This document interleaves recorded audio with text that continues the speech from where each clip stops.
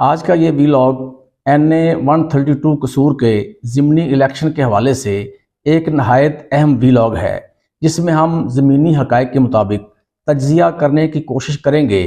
कि इस इलेक्शन में मुस्लिम लीग नून के उम्मीदवार मलिक रशीद अहमद ख़ान और सुन्नी इत्तेहाद कौंसिल यानी PTI के हमायत याफ्ता उम्मीदवार सरदार मोहम्मद हुसैन डोगर में से कौन ये इलेक्शन जीतेगा,